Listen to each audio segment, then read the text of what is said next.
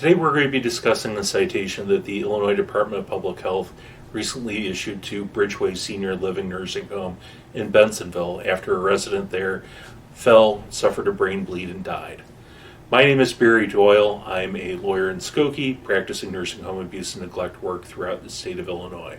I'm also the author of Built to Fail, a free report available for download from my website, which spells out how the nursing home business model inevitably produces unnecessary injuries and deaths for nursing home residents. Federal regulations require that nursing homes have on hand enough staff, enough appropriately trained staff to meet the care needs of the residents on a 24/7 basis. Most often when we talk about nursing home staffing, we talk about how the nursing home is understaffed and the impact that this has on care.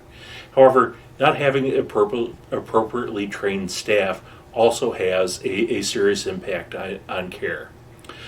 Federal regulations also require that nursing homes have in place care plans that are individually tailored to the needs of each resident. In this particular case, the resident who was involved in this incident was a gentleman who suffered from Alzheimer's, was hard of hearing, and was known to, on occasion, be agitated with the staff. On the day of the incident, there was an agency CNA who was on staff assigned to the Alzheimer's unit. This was somebody who was not regularly assigned to this particular unit and wasn't certified in dealing with dementia patients and wasn't trained in the particular needs of the residents that she was assigned to care for. After dinner, this particular aide noticed that the resident had fallen asleep in the dining room. She thought that it would be appropriate to bring him back to his room to get him into bed so that he would be sleeping in his bed instead of in a chair in the dining room. She finished assisting another resident back to their room and returned to the dining room. She found that the resident had apparently woken up and went to go look for him. She found him in a room down at the end of the hall. The lights were off, and he was in the corner of the room with his pants down, urinating in the corner of the wall, in the corner of the room. This is a gentleman who was hard of hearing, so that when she called out to him, he didn't respond. So she walked up to him, touched him gently on the arm, and startled him. When she startled him, he lost his balance, fell to the ground, hit his head on the floor, and suffered a massive brain bleed. He was brought to he suffered a laceration that was the immediately apparent injury. He was brought to the emergency room where they did a CT scan, which revealed the massive brain bleed. He lived for 6 additional days before he ended up passing away due to the effects of the brain bleed. So the question is, what was done wrong here?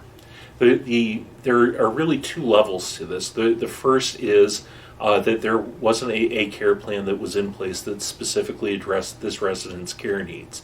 In particular, his behaviors, the fact that he was hard of hearing, and that he was known to be agitated at times with staff members. Having a properly tailored care plan that addressed his specific needs, his specific behaviors, would have reduced the risk of how this particular aide approached him at the time of this fall. The other way that the care in this fell short is that this was an aide who wasn't trained in addressing the needs of handling dementia patients, but was assigned to the Alzheimer's unit in this particular nursing home. And the director of nursing, when she was interviewed by the staff, admitted that there were certainly holes in how they onboarded agency staff and trained them in the needs of the residents that they had been brought on to serve. So this was a situation where you had poor care planning and you didn't have adequately trained staff. As a result of this gentleman experienced a fall, suffered a massive brain bleed, and died. This was a very preventable type of injury. Hope you found this interesting. If you have any questions regarding this or any other nursing home abuse and neglect matter, please feel free to reach out to us. Our number is 312-263-1080, or we can be reached on the internet at www.accidentlawillinois.com. Thank you for watching.